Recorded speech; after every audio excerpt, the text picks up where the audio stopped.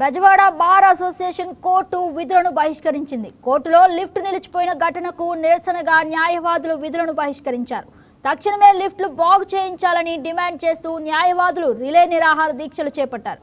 కోర్టులో మౌలిక సదుపాయాలు కల్పించాలని బార్ అసోసియేషన్ డిమాండ్ చేసింది.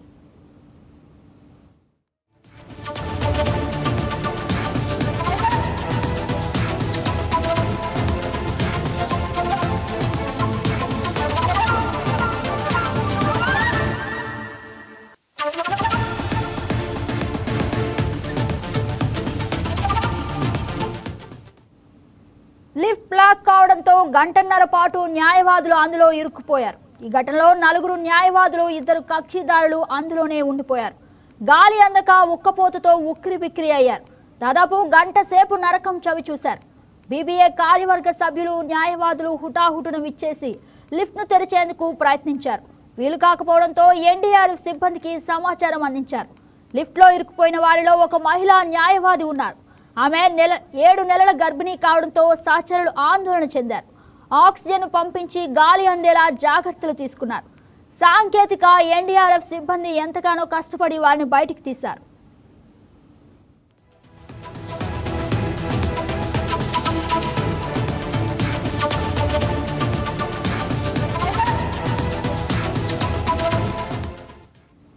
విజయవాడ న్యాయస్థానాల సముదాయం 8 అంతస్తుల్లో ఉంది. నిత్యం వందల సంఖ్యలో కక్షిదారులు, న్యాయవాదులు, పోలీసులు లిఫ్ట్లను వినియోగిస్తూ ఉంటారు. వాటి నిర్వహణ సరిగ్గా లేకపోవడంతో పనిచేయడం లేదు. బీబీఏ కార్యవర్గ సభ్యులు ఈ విషయాన్ని ఇటీవలే హైకోర్టు ప్రధాన న్యాయమూర్తిని కలిసి వివరించారు. లిఫ్ట్లను బాగు చేయించాలని విజ్ఞప్తి చేయగా న్యాయమూర్తి సానుకూలంగా స్పందించారు. తాజాగా నిన్న ఉదయం లిఫ్ట్ ఆగిపోవడంతో న్యాయవాదులు ఆగ్రహం వ్యక్తం చేశారు. ఘటనకు నిరసనగా ఇవాళ రిలే నిరాహార దీక్షలు చేపట్టారు. సమస్య తీరకపోతే మరింత తీవ్రంగా దీక్షకు దిగుతామని హెచ్చరించారు.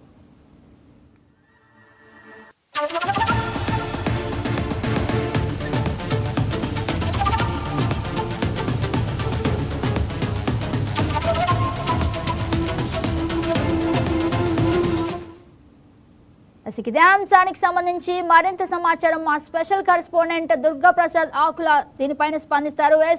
దుర్గా ప్రసాద్, చెప్పండి.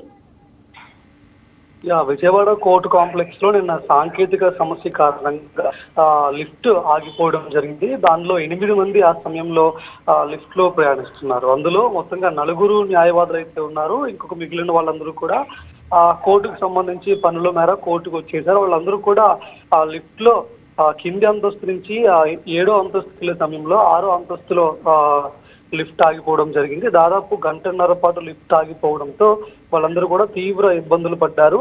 ఎన్డీఆర్ఎఫ్ సిబ్బంది, అదేవిధంగా అగ్నిమాపక శాఖ సిబ్బంది వాళ్ళందరూ కూడా అక్కడికి చేరుకుని వాళ్ళని సురక్షితంగా గంటన్నర పాటు శ్రమించి సురక్షితంగా బయటకు తీసుకొచ్చారు. అయితే దానికి సంబంధించి ఈరోజు విజయవాడ న్యాయవాదులందరూ కూడా నిరాహార దీక్షలు కోర్టు కాంప్లెక్స్ ఆవరణలో చేస్తున్నారు.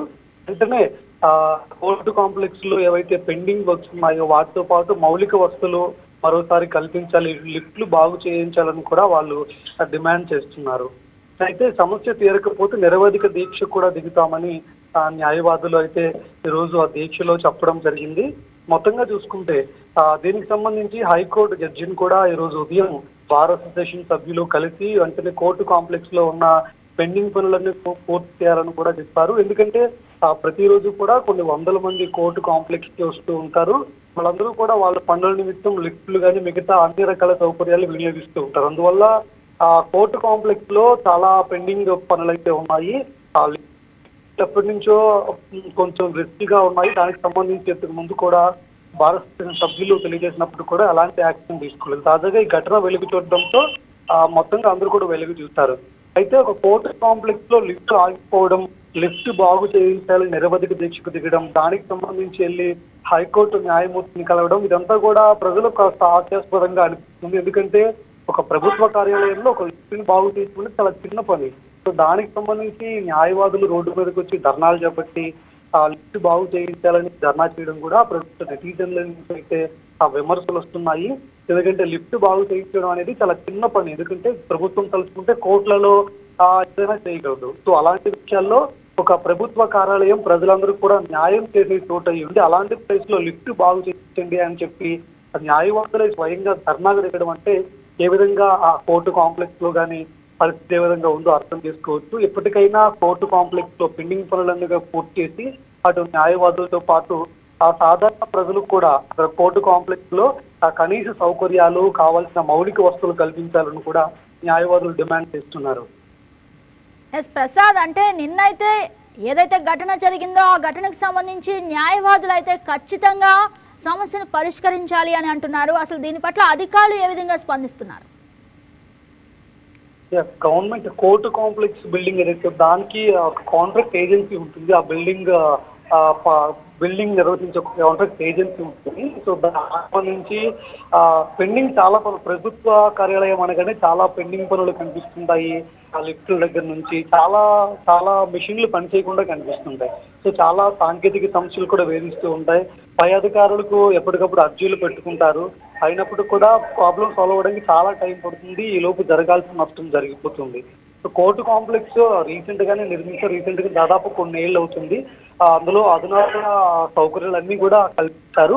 కానీ కొన్ని అందులో ప్రతిరోజు ఇప్పుడు 100 మంది వినియోగించడం వల్ల చాలా ఆడైపోయాయి. లిఫ్టుల దగ్గర నుంచి చాలా మౌలిక సౌకర్యాలు, వాటర్ ట్యాప్ దగ్గర నుంచి, బాత్రూమ్స్ దగ్గర నుంచి చాలా కొన్ని పెండింగ్ లో ఉన్నాయి, కొన్ని సరిగా లేవు. సో అలాంటి వాటిని ఎప్పటికైనా రెక్టిఫై చేయాలి.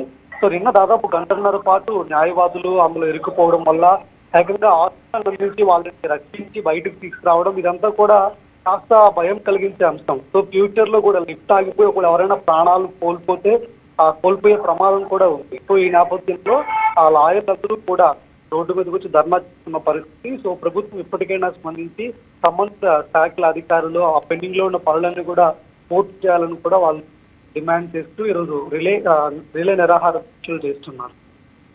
Right Prasad, thank you for the update.